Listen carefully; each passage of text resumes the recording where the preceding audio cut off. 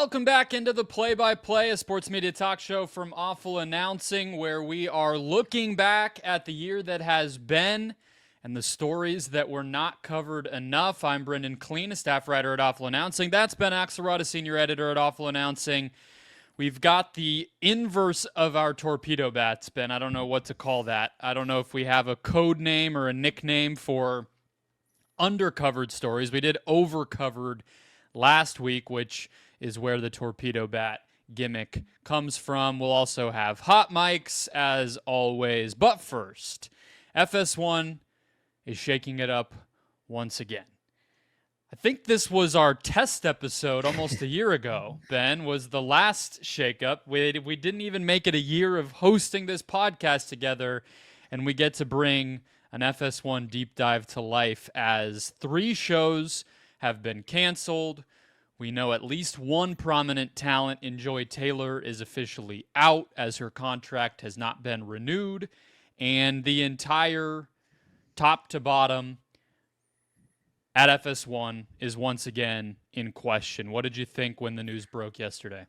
It's funny you referenced that because I'm pretty sure even after our test episode, we reviewed Breakfast Ball. I think that was like one of our early episodes, right, maybe last September. So we've been doing this now for just under a year. So the fact that this podcast outlasted 3 FS1 shows is kind of jarring, kind of a occasion that you don't really see too often. So it's interesting. Obviously, I think Joy Taylor here is the headliner because of the year that she's had or half year that she's had here in the headlines. But to see FS1 cancel 3 shows that were just greenlit last August, is pretty jarring. And so I think, this is a cable channel that since its inception in 2013 has certainly undergone its fair share of strategy shifts, but this seems like the most significant one yet, because this isn't just like one show or one talent or getting rid of Skip Bayless or anything like that. This is they have a chance here to just overhaul their entire day programming schedule, overhaul their entire strategy. And I know we'll get into it, but there's a number of ways they could take this, and it's going to be really fascinating to see what this looks like, especially because this is, I believe, the first time they will have done this without Charlie Dixon, the executive who was let go earlier this year after being sued in 2 separate lawsuits for sexual misconduct. So whoever's running the show now there in terms of filling that void, this is a real chance to put their fingerprints over the product. As far as I know, his replacement has not been reported. If it's been promoted from within, maybe it'll become clear soon, or they're on the lookout for a big hire. I mean, I think that it's just always hard to talk about FS1 without just laying out the peculiarities around its existence, which you were kind of hitting at. One of the big news break stories we've done in Awful Announcing's history was relatively early in the network when Jamie Horowitz kind of was trying to steer it, and our publisher, Ben Koo, wrote a big thing about how there was not a lot of vision. And I don't know if you could really, as unsourced as this part that I'm about to say is, I don't think it's a stretch, which is that it's not much different from the outside looking in as far as what the overall strategy is, what the overall point of view is, what the overall goals are. I mean, this is a network that still is very, very reticent from the top of Fox Sports to actually feel like a sister to the game broadcast that we see. It feels like First Things First, which is the one show other than The Herd that's surviving this decimation or whatever, Ben, is they just got promoted to the, hey, we trust you to actually be known as being part of the same company. They were at the IndyCar race. They've been at the World Series. They're doing the thing like Cowherd has finally. Maybe there's a hope that they could eventually nail it where there's a better symbiosis there, but it doesn't feel good when, we're just talking about these shows not even lasting a year. So as far as what comes next, I guess we can circle back to that, but that's kind of where I always look at this from. And then I think the lawsuit has to be the other thing that you just hit, which is it's hard to make heads or tails of how much this is affected by that lawsuit, which included a lot of allegations, named multiple current and former hosts, including Skip Bayless most prominently. Obviously, Joy Taylor was a defendant and was negotiating a settlement with the accuser, who was a former hairstylist. It's not a one-to-one as far as the reporting we've seen that, hey, this was a direct result. I just don't even know if Speak was that successful of a show for them. So it might have been an easier decision ultimately than even having to get into the legal weeds with that show, which was Joy Taylor and Keyshawn Johnson and Paul Pierce, and often Michael Irvin or Rick Bucher kind of in that fourth chair. Like, I don't think that was getting a lot of people onto their television sets or whatever, because it's going up against PTI and you know, whatever. And it's when people are getting home for the day, and it's not it wasn't breaking through at all. So I guess that's kind of where I come down, is I'm like, I don't know how much of this is just more FS1 BS or an opportunity for somebody to replace Dixon and actually imprint themselves and maybe finally make sense of this network, or if it is just the final kind of closing of the book on the lawsuit that started all the way in January. I guess I don't have an answer, but it feels like that's kind of the three doors that this could lead to. Yeah, and I think like we'll know even before we see whatever they replace the programming like let's just say, for the sake of argument, they announced 3 new shows.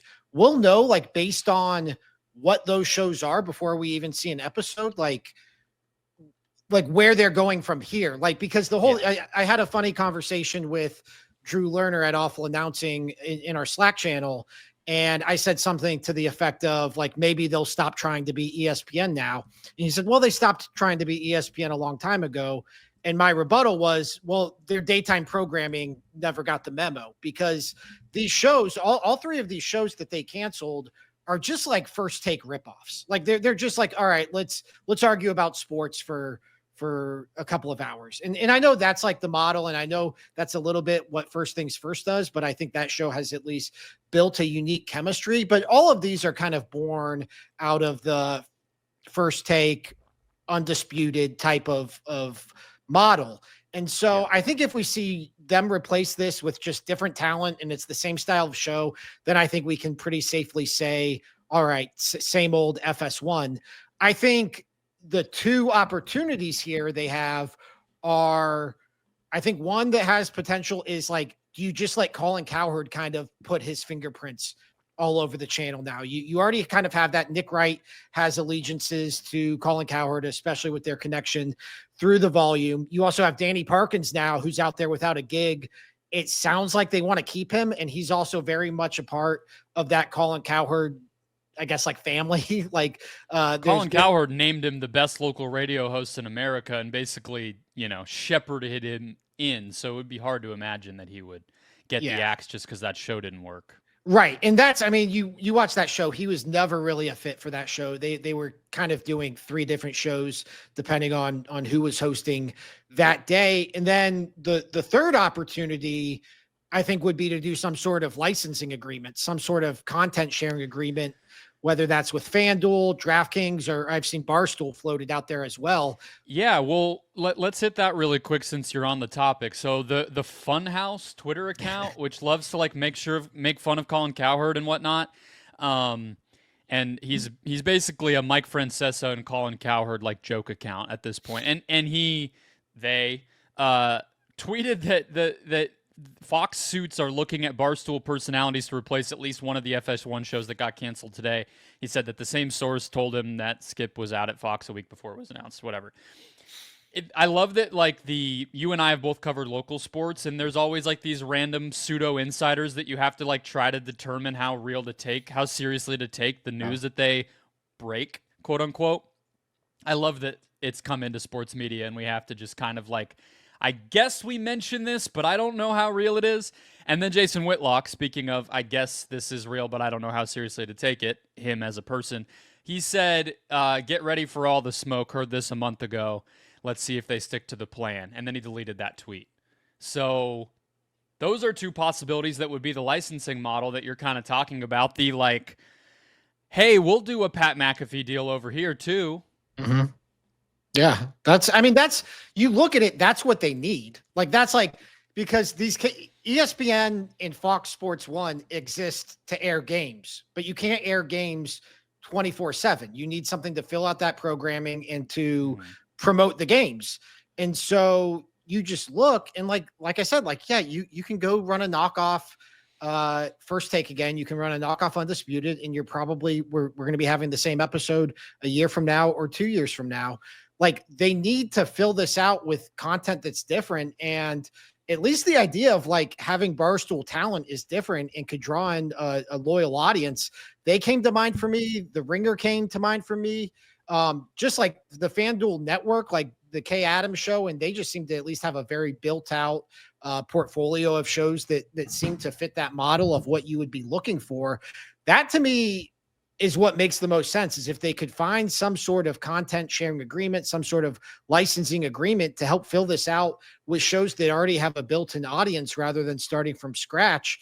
That to me would be the move for them. And you've already seen ESPN head in that direction as well. So it's certainly not something that FS1 would be above.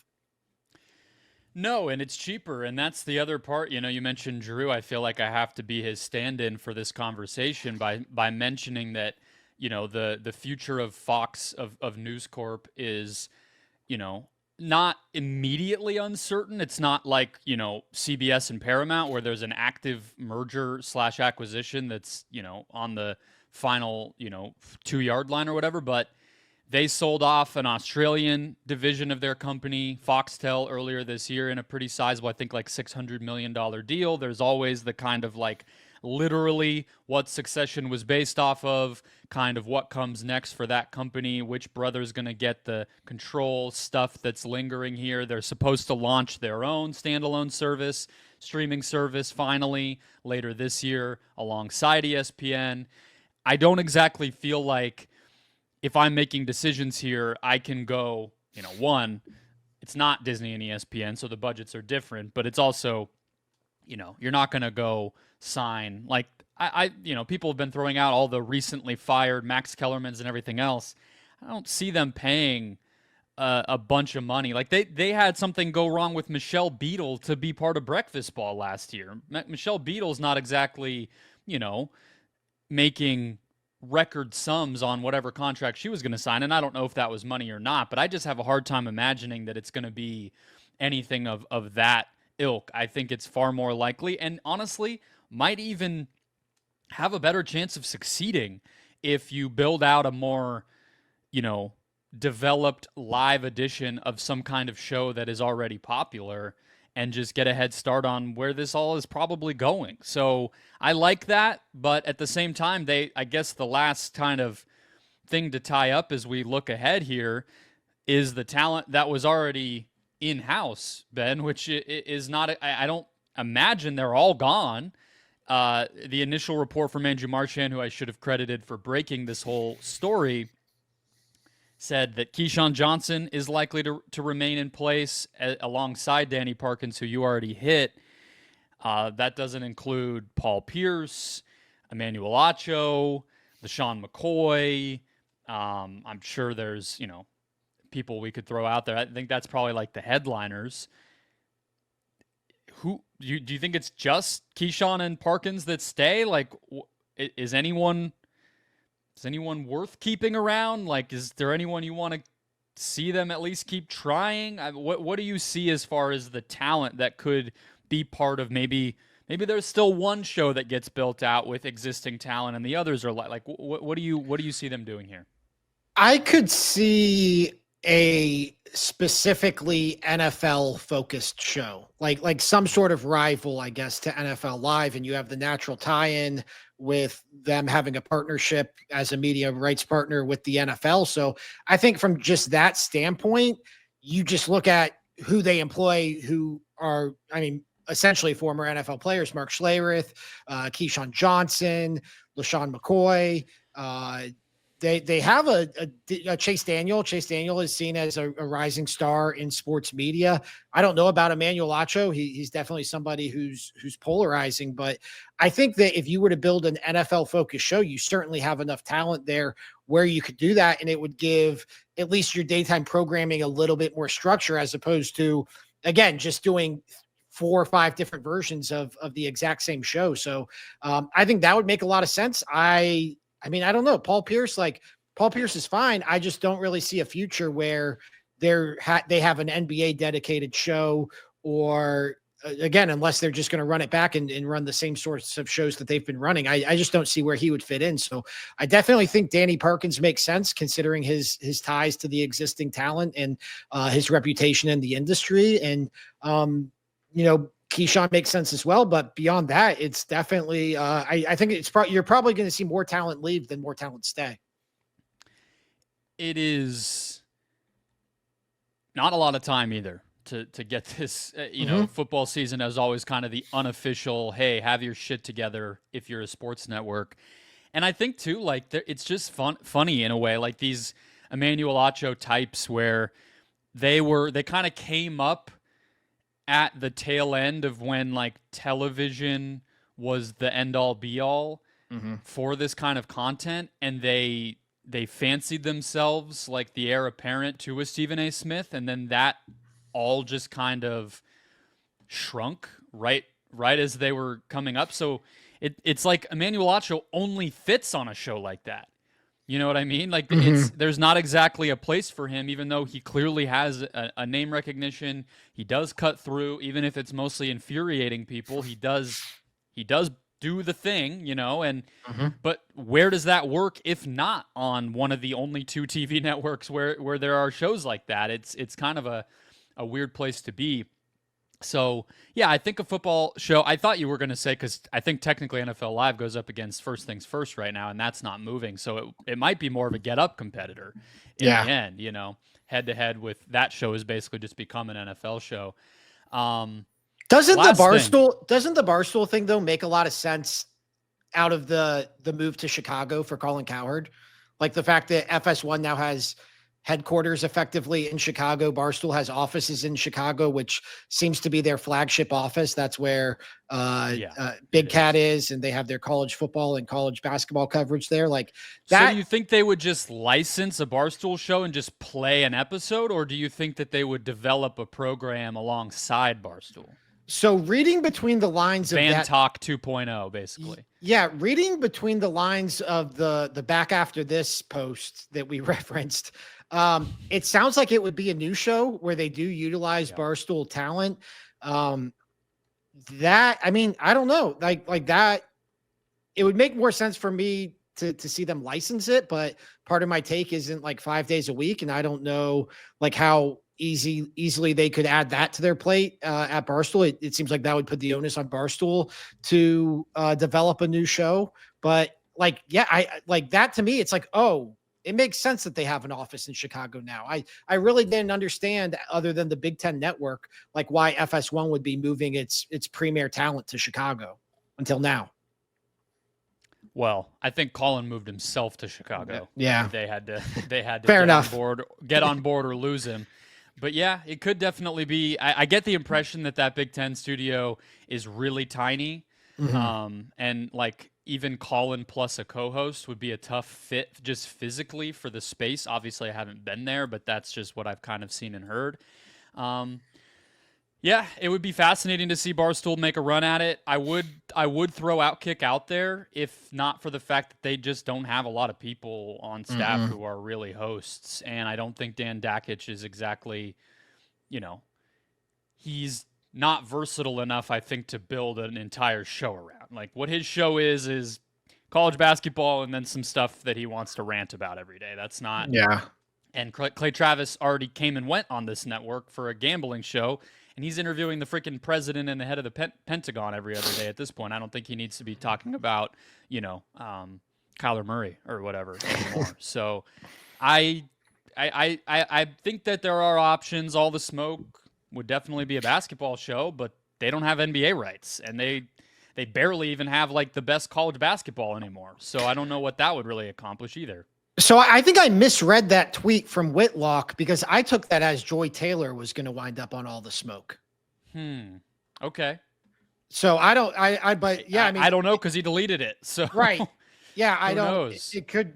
I mean, that would have been kind of a natural fit for Joy. I guess Taylor I just too. assumed because Paul Pierce does some. Yeah. Oh no, he does stuff with KG's outfit, not theirs. So I don't know if there's a connection actually anymore between those two entities. I think not since Showtime went down. So maybe Jason Whitlock will eventually clarify. I think probably not. Yeah. More to come. They have 6 weeks to develop whatever this is going to look like if they want to be ready for the busiest time of the sports calendar. A couple things to hit before we get into our undercovered sports media stories of 2025, Ben. Views from the subreddit, real quick, just because I thought this was an interesting topic. Monday night, ESPN broadcast what may be its final home run derby for the foreseeable future after the opt-out with MLB. And Pat McAfee and Ty Schmidt served as the MCs of the event. And I always just think the ESPN subreddit is hilarious. I think if you were to get the average age of various subreddits across the, entertainment and media space, I think ESPN, the r/ESPN subreddit, might double the age of any other subreddit because they legitimately long for, Bob Lay being out there or whatever. So Pat McAfee ruining game day wasn't enough, this post reads. Now they have that annoying douche and his sidekick ruining the home run derby. Thanks, ESPN. 273 likes on this post. And then the top comment reads, the barstoolification of sports culture was not for me. I'll take the classic era of Costas, Michaels, and their peers. And then the comment to that comment, I miss baseball tonight, Sunday night, which is just like take a shot, put it in, go chip down. I miss baseball tonight. Free Sunday space. night games with John Miller and Joe Morgan. I loved the Joe Morgan reference considering there was legitimately a fairly famous sports media blog designated to firing that gentleman. And yet this user on the r/ESPN subreddit, that's what they want. That they want to go back. This is all a long way of me asking you, what did you think of Pat's involvement in his show being there Monday all the way through the very WWE-ified intros for the Derby on Monday night? I mean, I think if you like Pat, you liked it. And if you didn't like Pat, you didn't like it. I think it's what you would have expected it to be with Pat McAfee being involved with the home run derby. It would have been weird if he was involved and just like played it straight. And so to me, it's more of a Pat McAfee conversation than it is like a ESPN and barstoolification conversation. I found the entire day though fascinating, where I might have missed it, but I don't think Get Up or First Take referenced the home run derby once. And then you go into the Pat McAfee show, which was basically like Baseball Today, like interviews with Aaron Judge, Rob Manfred, Shohei Ohtani. They're in Atlanta. Like it's a very baseball-centric show, whereas the two morning shows didn't even talk about it once. And so like the way I viewed it was McAfee's involvement, and based on comments he made in the aftermath as well, had a lot more to do with baseball and MLB wanting him to be involved and giving him a place than it was ESPN like foisting him upon baseball in the presentation. So I think this was an MLB thing more than it was an ESPN thing. And obviously then that gets into, the alleged rift between McAfee and certain people at ESPN as well. But I found the whole day kind of fascinating, where ESPN was almost avoiding promoting this event. And then McAfee, through his licensed show, was the one fully promoting it. And then also a big part of the presentation. I found all of that just fascinating. It wouldn't be the first time ESPN has ignored something during the day that draws like 5, 6, 7 million people. I mean, they do it with college sports. They do it with the WNBA. I mean, not 5, 6, 7, of course, but you know what I mean. I just think they are. It just reinforces that it's two separate entities, right? It's McAfee and it's ESPN. Sometimes there's overlap, but not in any way that matters to Pat McAfee. And so, but I honestly liked it. I like, just in terms of the spectacle of it. I think he doesn't have a different mode than pro wrestling. Like, he doesn't have loud and entertaining, but not WWE. But I'll take it over the alternatives, and I just don't know why it, like, I know it's baseball culture, it's everything else. I would imagine if you polled even a diehard baseball fan who's 22, it would have an approval rating a majority. Like, I think that on the whole, this stuff is good and fun, and it makes stuff feel bigger and better. I don't understand, I know I set us up with like the most cranky get off my lawn post to like talk about it, so I don't want to make that as if that's the consensus opinion, but there were the typical baseball dudes online complaining and crying about it, and it's like, so who should have announced it? Somebody we've never heard of who bored us to tears and made us turn the thing off? Like, that would have been better. I heard the Atlanta crowd wasn't even cheering. Sounds like they need some people to pump them up a little bit. Like, I also don't think any average baseball fan, or maybe average sports fan, could tell you any of the fucking dudes that were hitting home runs last night. So if it takes Pat McAfee talking about Cal Raleigh's ass to make some things break through, I think we should all take that if we like the sport. It was just a crazy conversation, and I do think the clash of like the most obnoxious host in the popular imagination combined with the most conservative crybaby fan base was kind of like a unique opportunity to like talk about this kind of thing.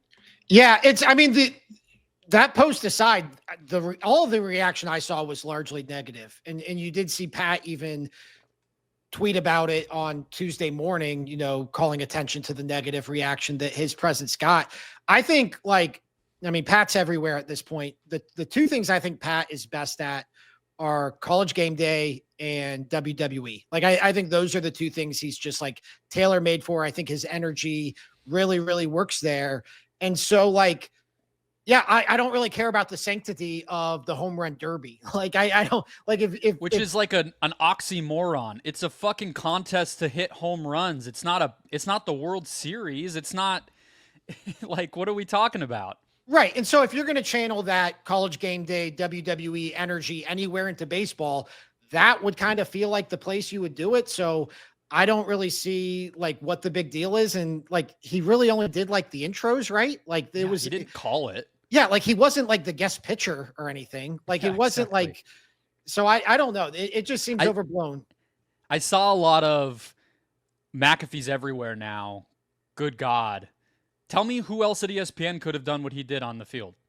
Nobody. So, let's see some other folks step up and be able to do that. I definitely don't think that their MLB talent was going to be up to that task. The guys who are, I love some of those dudes. They're icons, but their average age is like 58. Were they going to go out there and hype up the entire stadium worth of people, which is very much easier said than done?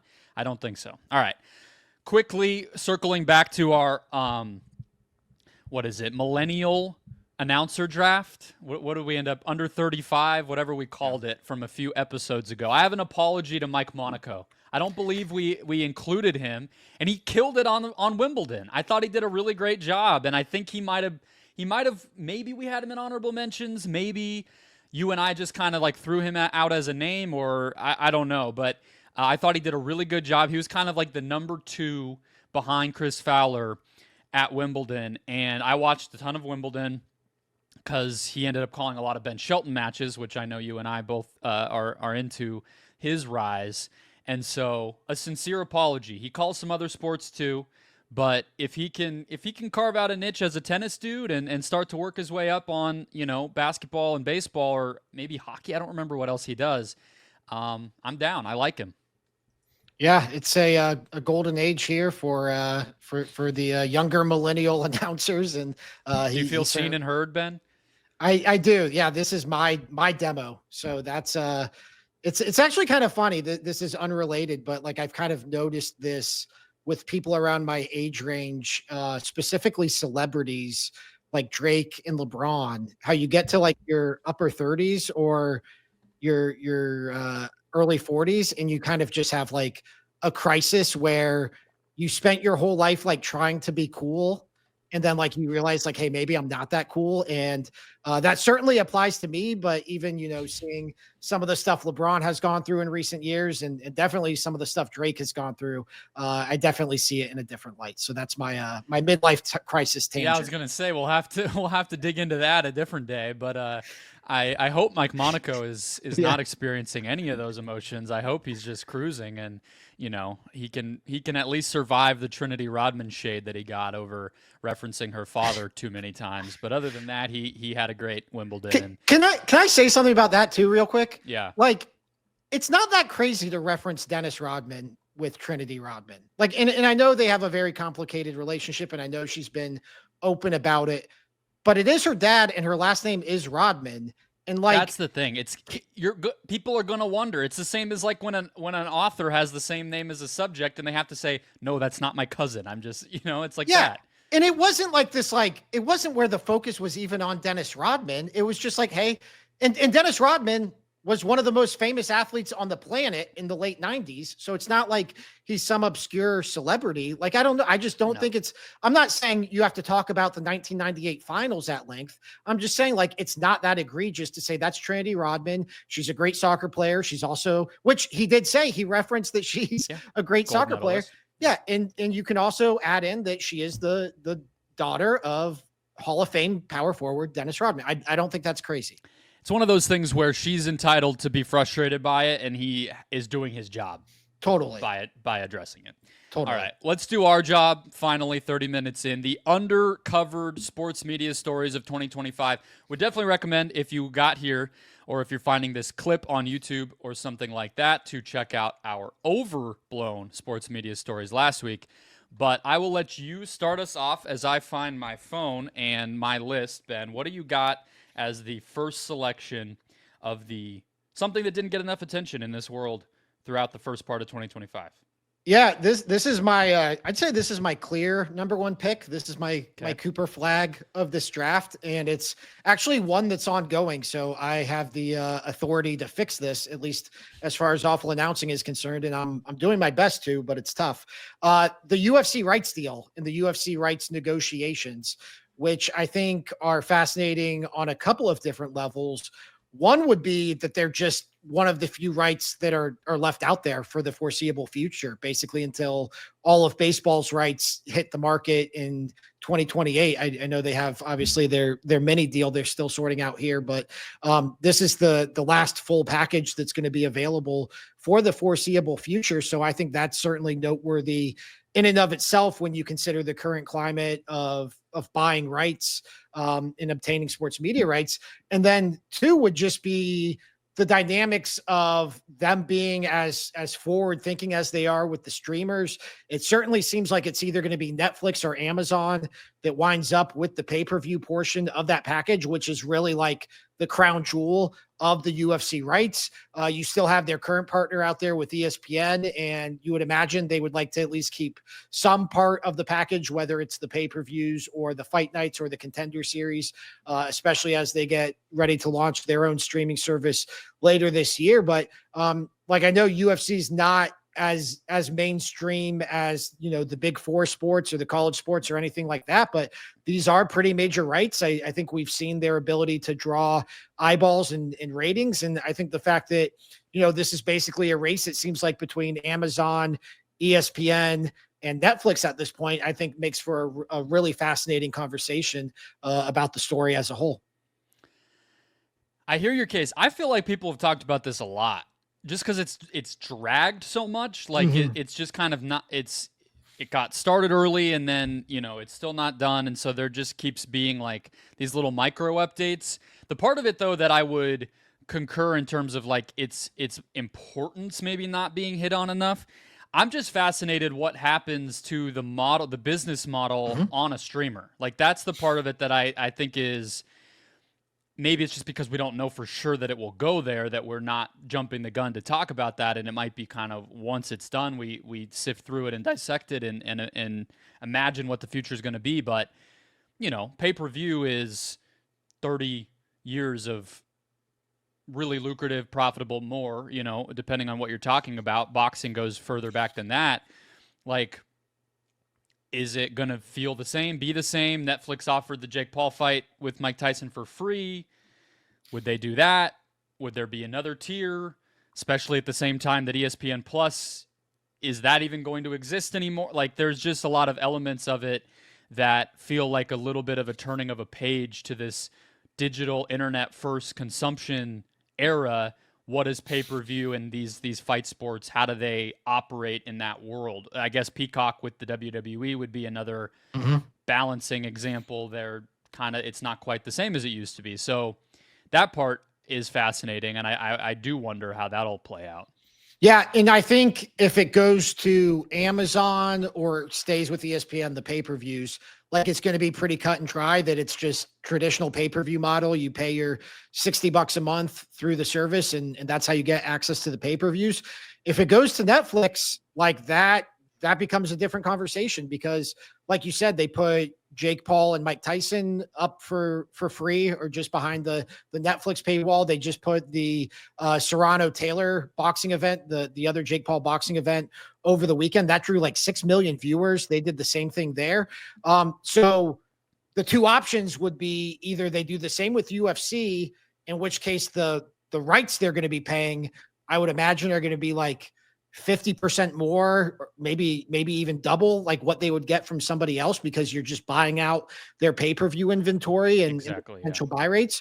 Or it does lead to a conversation about, like, does Netflix put in a pay-per-view model? Do they add a different tier? Do they raise prices? Like, what does it, how do they accommodate for having UFC pay-per-views on a monthly basis? I think that's, and I like the sense I get from just like listening to Dana White on different podcasts and doing different interviews is that Netflix is the leader in the clubhouse. They obviously have the conversation or the relationship with TKO through WWE and with the upcoming boxing promotion. And so if it does wind up on Netflix, then that to me is like a really, really fascinating sports media story. For sure. Okay. Mine is similar to yours here. YouTube getting an NFL game. I don't think that this has been talked about enough. I think there's multiple elements of it. One, it's just, YouTube has danced around with baseball, a game of the week in the past, different little carve-outs here and there, but a real exclusive national premium game, too. The Brazil game is, it's the second game of the season. It tends to have a good matchup. It's something the NFL cares a lot about. And similar to what we were just sort of getting at with UFC and the new world order, so to speak, of like how we pay for and watch this stuff, it's going to be free. It's not going to be, you have to have YouTube TV or YouTube, whatever they call, I think it's just called YouTube Premium, which is like the ad-free thing that they sell. It's just going to be on youtube.com, probably promoted to hell and back, right up front and in your face, no matter whether your algorithm would normally suggest it or not. And you're going to watch it the same way you watch like a music video or whatever. That's pretty crazy. That is the culmination of like, the past 15, 20 years of media period, not just sports media, kind of coming together. And it begs a lot of questions about the future. Like, who broadcasts this stuff? How is this stuff broadcast? What's the revenue model for the distributors that are airing these games? Because doesn't seem to make sense that YouTube would be able to make as much money as some of these other places do. Are they okay with that? Are we just wrong about that? All of it feels like a huge inflection point to me. And so I'm sure it'll be a big thing for the old people who don't know how to get to it and, whatever kind of goofs and gaffs that they come up with on the broadcast with the different approach that they have said that they're going to have once we get to September. But sort of feels like it just came and went, oh, YouTube won the sweepstakes for the game. They paid this much, yada, yada, move on. When, to me, it's one of the most fascinating business stories in our space that's come and gone this year. Yeah, and that's if you listen to like podcasts like the one we're ripping off this gimmick from, The Town, with Matthew Bellany, that Google or YouTube is considered the chief rival or to Netflix. Like this is the streamer that is out there as a potential sleeping giant really in the sports media space. And so I think that the idea of them getting involved in NFL rights is certainly very interesting. And this is obviously a big domino to fall in that direction. And so I agree. This is definitely, and I also think the other part about this is that you're seeing the NFL get its ducks in a row for when it inevitably opts out of its next deal in 2029. Because I think, now they have a relationship with Google. Now they have a relationship with Netflix. Obviously, they have pre-existing relationships with all of the other streamers and media partners as well. And so this only speaks to that. It makes me wonder what, we kind of have an understanding of the different priorities that all these places have. Like we've heard about Netflix wanting more of the event model, obviously.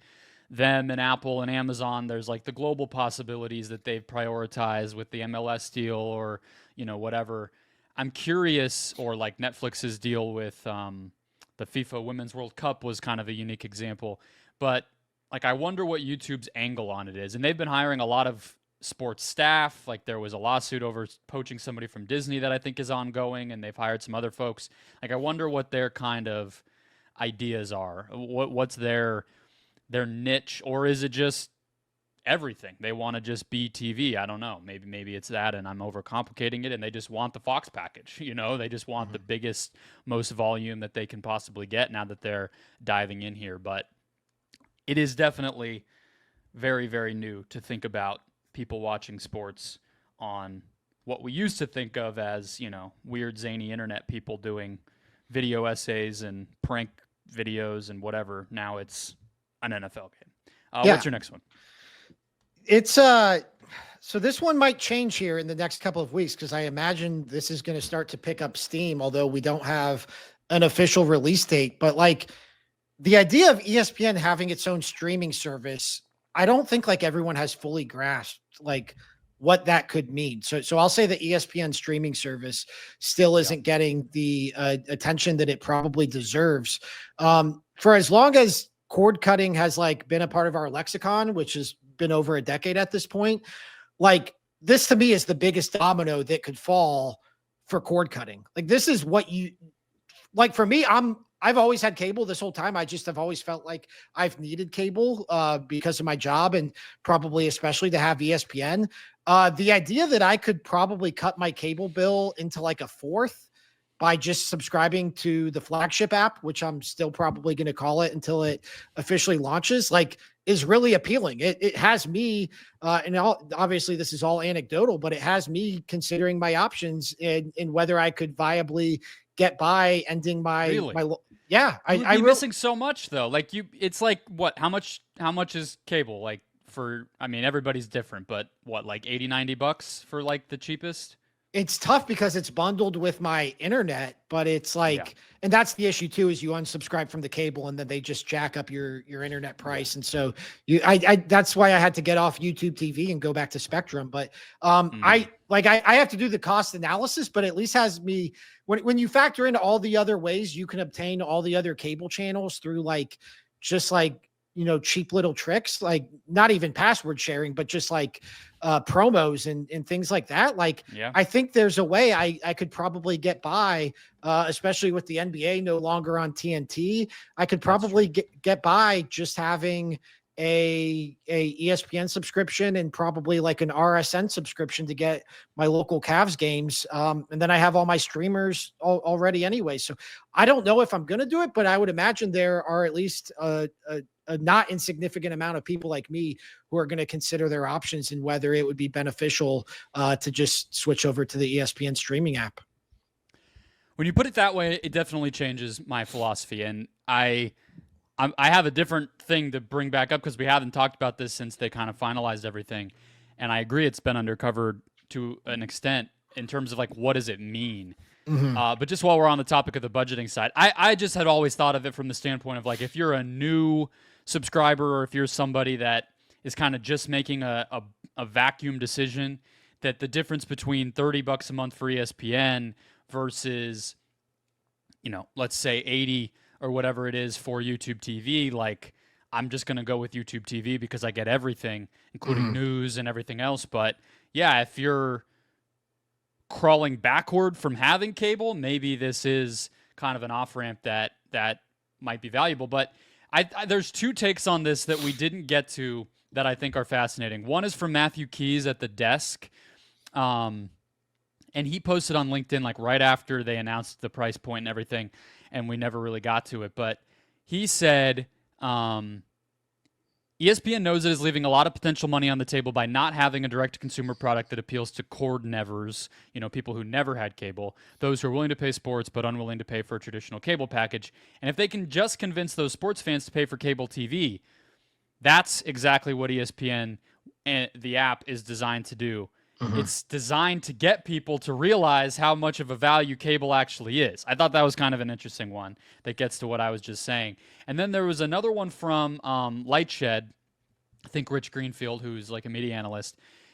He wrote at the time that the goal of launching the ESPN direct-to-consumer app is to get existing YouTube TV or Hulu Plus Live Sports or whatever, or Fubo, people like that, subscribers who have access to ESPN to watch via the ESPN app instead of watching on those services. This would allow them to understand what viewers watch, target advertising in a far more compelling way, and try to engage viewers beyond live games. So very different things. One is somebody saying that they want to actually spook people and say, hey, this is what you're going to have to pay. The other one is saying, hey, come to us instead of YouTube TV because you're more valuable to us. If you're already trying to kind of cut and package up your specific stuff anyway, here's the place to do it, and we can sell your data more easily or use your data more easily. But I don't exactly know what the long game is with them here, and I think the ESPN side with the business model of it is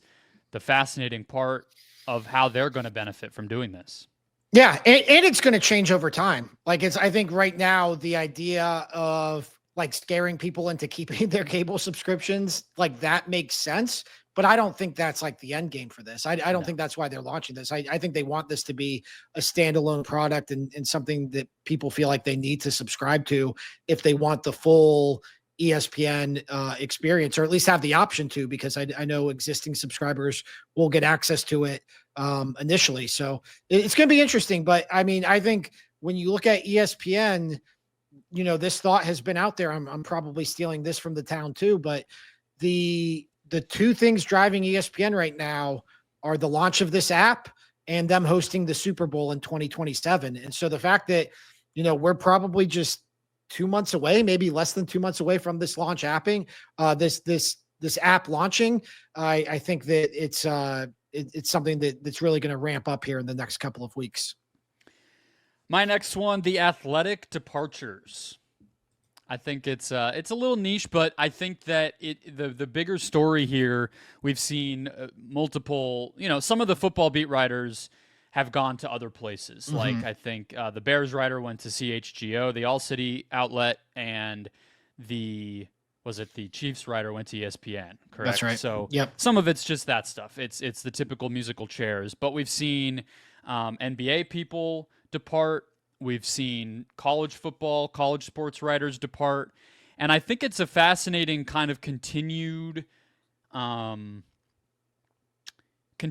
like domino effect of the New York Times acquisition and the kind of like buttoning up and professionalization or like de-startupping of the Athletic, where it's not just this Wild West, let's try stuff, move fast and break stuff, whatever the typical startup moniker is. Like, it is people maybe feeling confined by what they are having to do, and sometimes just cuts of markets and outlets and teams and beats that don't make sense for a big company to worry about anymore. But I think that there is a smaller part that is like, hey, if we're not really doing video, we're not doing podcasts, we're not doing some of the things that most of the rest of the industry is doing, is this really where I want to be? Or could I just start my own YouTube channel?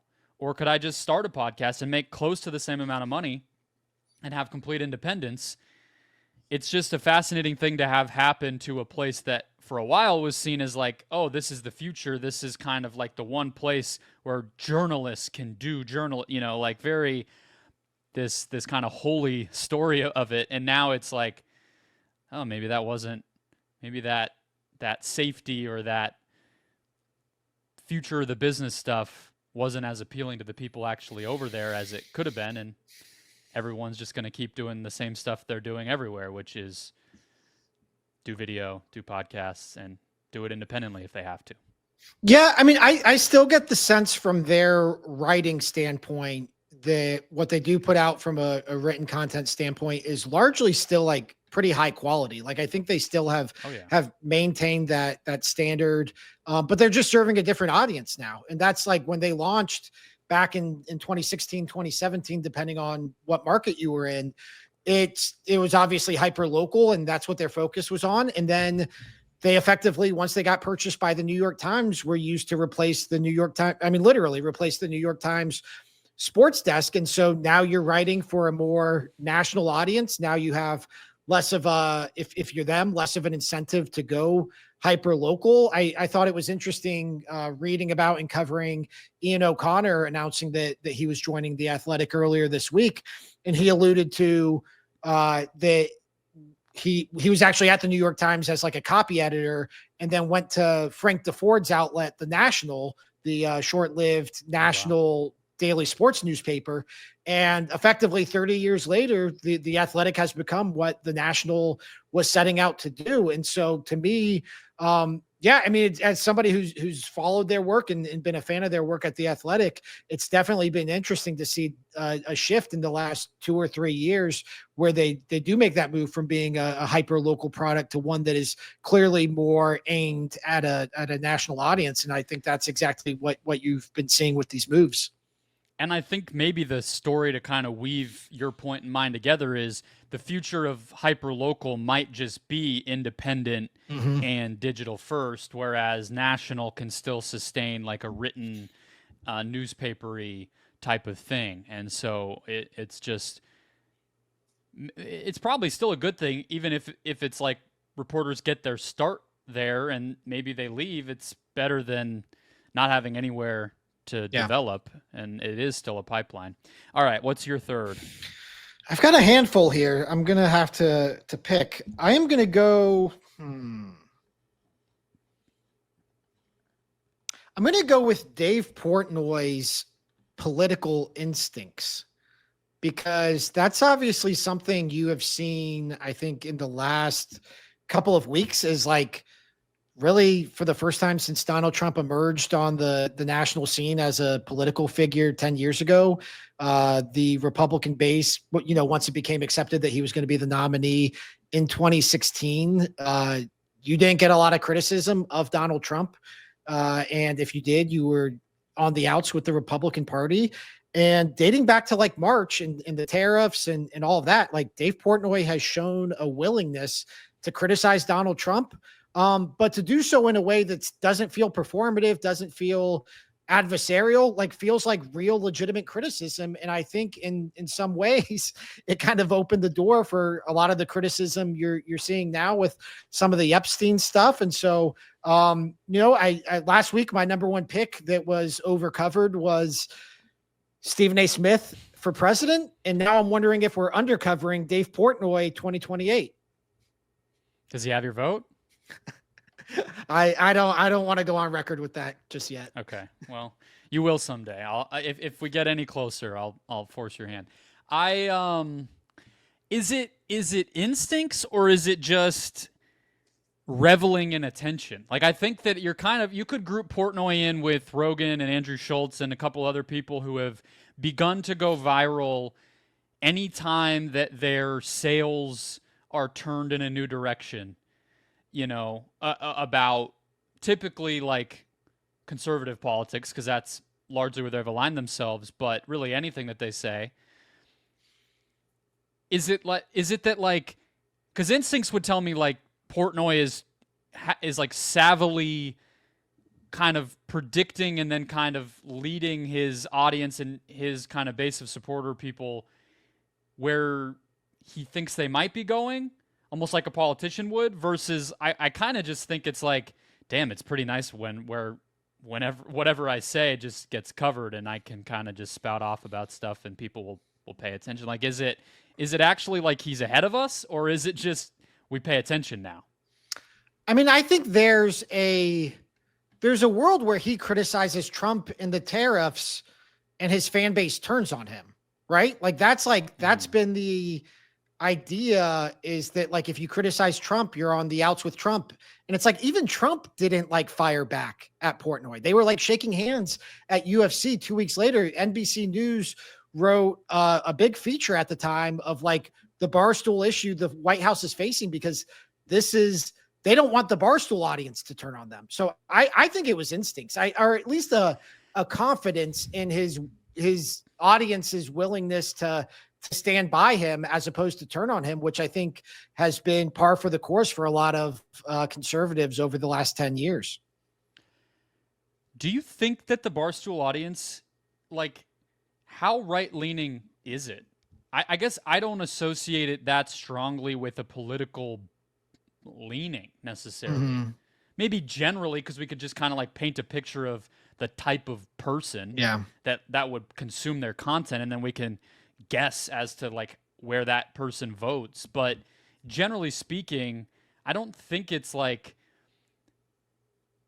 Trump's base equals Barstool's audience, like a overlapping circles. So I guess, like, to me, I kind of have always interpreted it as those types, whether it's Portnoy or Rogan or Schultz, just as like stand-ins for the type of the group we're talking about. Like, the independence and the lack of affiliation is kind of the point. So it's almost like you have to flex your, yeah, that's who I voted for. I may have supported this guy over the years, but I'm not beholden to shit. You know what I mean? Yeah. And I'm going to prove that to you every day, just so you don't get any ideas that that's my mommy or my daddy. You know what I mean? Like, I kind of think that's the point. Yeah. I mean, Barstool is so big that I think it would probably be a mistake to lump like any of their audience in with one or the other. Like, I think, like, if you were to say somebody who listens to Pardon My Take, I would say they're probably on odds left leaning. And then if it's somebody who like is watching Dave Portnoy Davey Day Trader streams, probably right leaning. Right, which is where he was doing a lot of these rants. That's true. Is there, you mentioned Schultz, I think that's a good one.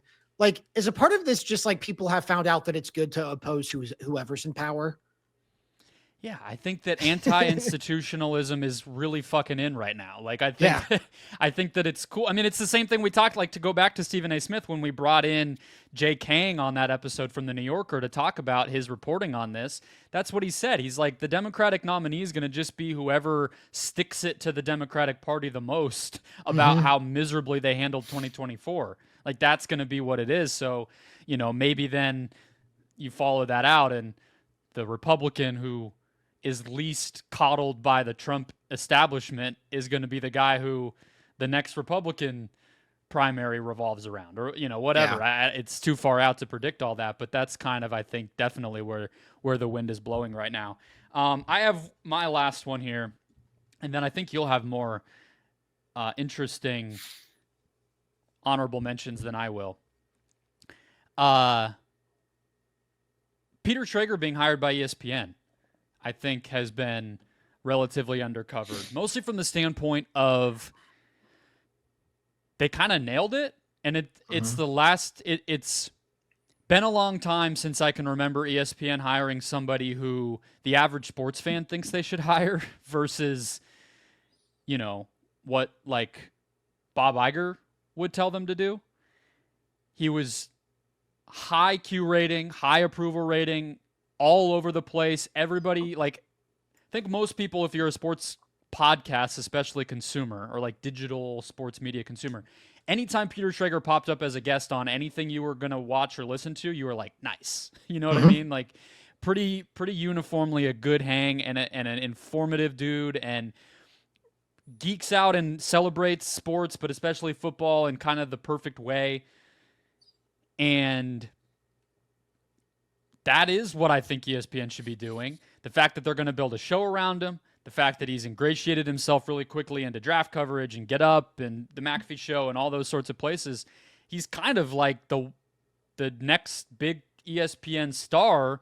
And it almost feels like he was just thought of as like, oh, another NFL dude. Nice. Yeah. You know, another guy to be on, NFL Live every so often. It's like, no, I think this is like, we're seeing like these ESPN bet ads, or they're starting to roll out their campaign around the app that's launching in September. And it's like L. Duncan, Malika Andrews, Scott Van Pelt, Mike Greenberg, Pat McAfee, Stephen A. Smith is probably like the big six for them right now. Like there might be a big seven if this all goes the way that we think it could.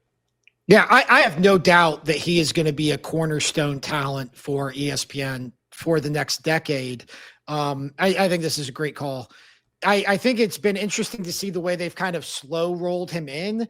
And then we were talking about how ESPN didn't cover the home run derby leading into it on Monday. And we were kind of joking behind the scenes. And I wound up writing something for Awful Announcing about how Monday like launched ESPN's full pivot into just football mode, how just everything on Monday morning was quarterback debates and quarterback tiers and who's going to win the NFC East and just all the typical football conversations you associate with ESPN's football conversation.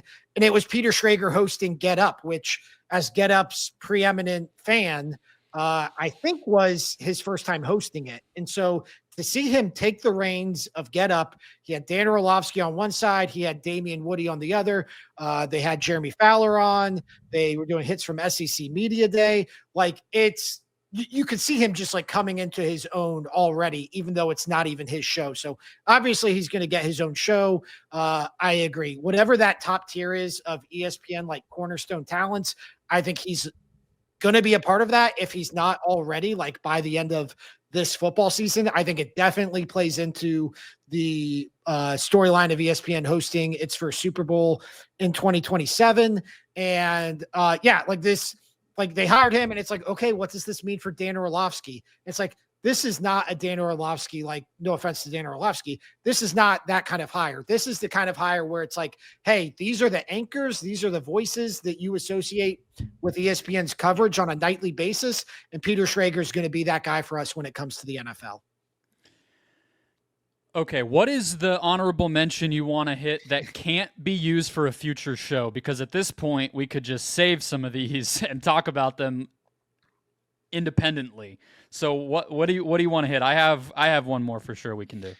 So I wasn't going to force you into a wrestling conversation, but since you since you're allowing me, pulling your arm. Yeah, twist my arm. The Rock and Triple H seem to like have a real life feud that is playing out behind the scenes at WWE and also affecting the on-screen product. And I know we did the episode talking about John Cena's heel turn and the role The Rock played in that. And then The Rock just totally disappeared. I don't know. There hasn't been a lot of reporting and it's kind of been wink, wink, nudge, nudge, the people who are willing to even allude to it. But there definitely seems to be, if you read the tea leaves, some sort of friction between The Rock and Triple H when it comes to creative matters in WWE. And spinning this forward, WWE Untold, which is going to be WWE's like version of Drive to Survive, comes out, I believe, on July 29th on Netflix. And it's going to cover that entire build to WrestleMania. And some of the reporting that has been out there, if I'm remembering it correctly, has basically said that The Rock has been sending notes to WWE about how he would like to be portrayed behind the scenes in these episodes. So I think it's going to be really fascinating to see the way all that plays out. So do we think it's something that happened after he started to reintegrate more heavily, like during the kind of build and the Cena stuff? Or was he probably they didn't get along and then he just got tired of it once he tried it type thing? Yeah. I mean, the other fascinating thing is like this does go back 30 years to when they were just two up and coming wrestlers. And like the idea that Triple H and Shawn Michaels were legitimately trying to hold The Rock down as he was ascending. And so there's always that backstory. But it does sound like, but The Rock didn't want like the job that Triple H has now, did he? I mean, he left it all behind. He did, but he's also a member of the TKO board. And so like when he comes in, I think he probably has the idea, what I say goes. And I think he had a vision for, I think it seems like it was Cody Rhodes turning heel and aligning himself with The Rock. And when Cody Rhodes basically said no to that, it led to all the John Cena stuff, which ultimately led to The Rock just disappearing from the story altogether. So that to me, and you saw some of it play out too on the Pat McAfee show the day after WrestleMania, or 2 days after WrestleMania, where The Rock basically threw Triple H's creative under the bus. So that to me, just, I think it's undercovered. My only other addition to that, outside of the time where I basically just start interviewing you when you bring this stuff up, is if the Smashing Machine this fall is good, yeah, I'm going to be part of The Rock's Oscar campaign officially on the show. I'm naming myself. I'm all in. I will just do it unpaid and for our minimal audience compared to all the other places that will be participating. But I'm just announcing that now.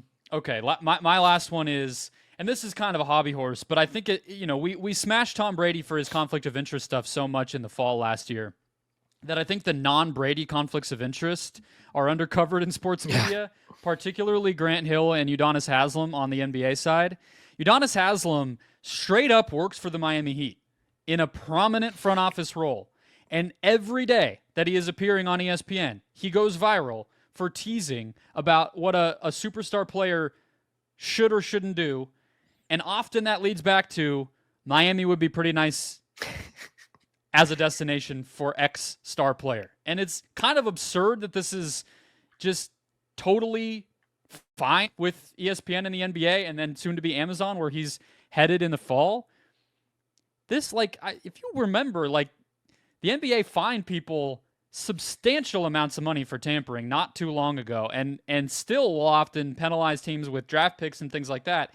And yet Udonis Haslem, no problem. I guess because he's super likable. He's pretty widely liked and entertaining on ESPN and good at his job, so no big deal. It's crazy to me. And Grant Hill, he doesn't really say much, so I'm not gonna hammer him. But he is a part owner of the Atlanta Hawks and runs USA Basketball, and we just don't ask any questions about how that affects his media coverage or vice versa. Yeah, I think Udonis was re-recruiting LeBron to the Heat earlier this week, or at least throwing them out there. KD. It's every day it's something, and it's just like, oh, haha, UD, no problem. Do you think it's because Udonis wasn't a star player, and especially by the end, his last 5 years he was just an essential assistant coach wearing a uniform? Do we just not take him seriously? When it is he is a member of the Heat's front office. I don't know. I don't know what it is, but it is pretty shocking. I have reached out to the NBA for comment on this, by the way, and they are ghosting me. So I don't know. They also don't know who I am, which I understand, but we'll see. More. Stay tuned, I guess. All right. We'll probably circle back on some of these in our notes that we didn't get to as the summer continues and we need to fill time. But I'll let you do the hot mic here, Ben, because mine was going to be pretty close to yours. So I'll just add it as a little tangent after you fill us in. Yeah. So these last couple of weeks are the dead period on the sports media calendar. You got a lot of the high profile talent at ESPN on vacation. I can't remember the last time I've seen Mike Greenberg. I haven't seen Stephen A. Smith since the NBA finals or the NBA draft. This is very clearly just summer vacation, that time between the NBA finals and the ESPYs and training camp, NFL training camps opening up. But since I've been at Awful Announcing now, heading into 2 years now, I've come to really enjoy these few weeks because you get to see the way that ESPN utilizes talent that doesn't typically get opportunities to be on its big shows. And so you tune into my favorite show, Get Up. Dan Graziano's hosting it. You turn into First Take. Courtney Cronin's hosting it. Kevin Clark has been everywhere. Evan Cohen guest hosted First Take a couple of times. I just like this idea that ESPN uses these 2 or 3 weeks to give talent to put them in uncomfortable positions. I mean, Dan Graziano by trade is a reporter. Courtney Cronin by trade is a reporter. It's really hard to go from being a reporter to hosting an entire show, let alone one on ESPN. So I just like the idea that they use these weeks as opportunities to give talent reps. I think I keep mentioning Dan Graziano. He's become one of ESPN's most versatile talents. And I believe a big part of that has probably been having the opportunity to host Get Up on occasion when Mike Greenberg's not there. And so I just like it. And I like seeing them make the most of their opportunities. And I'm excited to kind of track it moving forward and see like what it leads to in their careers down the line and what ultimately came from these 2 weeks. It's sort of say yes month at ESPN. I feel like if you're a talent, you just do everything that you're asked. I would throw in Tim Bontemps on Get Up, has been a more regular guy, and David Dennis Jr. is all over the place. Those are a couple other folks to include there. Sounds like Graziano. I was going to say, who's your big winner, Graziano? Is that right? I think Courtney Cronin, because she's done that for a few times. She also would always be the fill-in, or not always, but often when Around the Horn was still on, she would take Reali's spot a lot of the time. I think she has a future doing a lot of that stuff as a host if she wants it. She's really good. Yeah, she stood out to me, especially just like how seamless it is for her to go from reporting to hosting. I would say my big winner would be Kevin Clark. He's kind of been everywhere too, kind of the football version of the Tim Bontemps role. And I also could see it I could see it sticking. Like I could see it leading to just like opportunities here as training camp opens up and into the NFL season. I think he's done that good of a job on both shows. So he would be my big winner. Graziano would be too. But this isn't his first go round. He's done this a few times now. Yeah, exactly. He'll even sometimes be a fill-in during the season if Greeny is, out for some reason, or back when he used to do NBA or whatever. Okay. Last thing, I won't even include mine. I just have a question for you to wrap. You're the resident, in addition to being the leader of the official Get Up fan club that meets Thursdays at 8 on Zoom. You also are, I think, the resident Shane Gillis fan of the show. Not that I'm not. I listen to the pod occasionally. I like tires, whatever. But thoughts on him hosting the ESPYs? What are your expectations? Is it going to overwhelm or underwhelm? Where are you setting your expectations? I think he's going to do good, but I think he's going to play it safe. I don't think. Where is this coming from? I don't think he is. I feel like he's going to push. He's not going to cross the line, but I think he'll toe it. Why do people think he's going to play it safe? I think like if you were to look at his 2 SNL monologues that he's done, like the first one was a pretty standard like Shane Gillis set, which maybe just Shane Gillis doing Shane Gillis is enough to say, oh, he is pushing the boundaries. This is the new version of Norm Macdonald. But I think you look at his second one, like I was talking to my dad over the weekend. My dad's not as big of a Shane Gillis fan as I am. And he said, like, I was looking forward to his monologue on SNL, but I feel like he kind of bombed. And he got scared a little. He got a little nervous. Well, I think he did. And I also think he was kind of flexing his muscles. I think he was saying, okay, I nailed the first monologue. Let me see if I can get a little more creative with this one and do it. Because he did the Civil War joke, right? Right. The Civil War soldier joke, and got a little political, but then I think kind of stopped short of like really leaning in, because I don't think the audience was following him. Yeah. And he's at this kind of inflection point in his career where I don't even think he has a good grasp on how many people are familiar with him. And even as a fan of his, I don't even have a good grasp of like how famous he actually is. And so yeah, me neither. I don't know if I think he's going to be like a really, really big movie star after this Madden movie comes out and after another season of Tires. And I just think he's going to like be this generation's version of like Will Ferrell or Danny McBride. I like that he's being patient. Like I it's much better than trying a movie too early and it just sucks. Exactly. Yeah, I totally agree. So I think he's going to play it safe for Shane Gillis, but I still think Shane Gillis playing it safe, doing Shane Gillis does push the boundaries from what we've come to expect from at least the ESPYs. Yeah, I honestly couldn't even tell you who's hosted the ESPYs, but it's in recent years, it's typically just vanilla host X, Y, or Z. I mean, this is the first true comedian, I would say, since Norm Macdonald. Like there were a couple of Rob Riggle years, but like this is the first like stand-up comedian doing the ESPYs. Maybe there was a Kevin Hart year, but my take on it is, yeah, the SNL thing is a good thing to throw out there. I would point out that he, on McAfee and Game Day last year, he got into it with Saban, which seemed actually decently contentious, even though they both were pros and handled it. And then he went on the day after the title game, and he was like openly hungover, like just straight up, not hiding it, making it almost a joke in the show because it's McAfee and you're able to. So I think that there could be like you guys are the like Norm did, like you guys are all kind of ridiculous. Why are we even doing this? Yeah.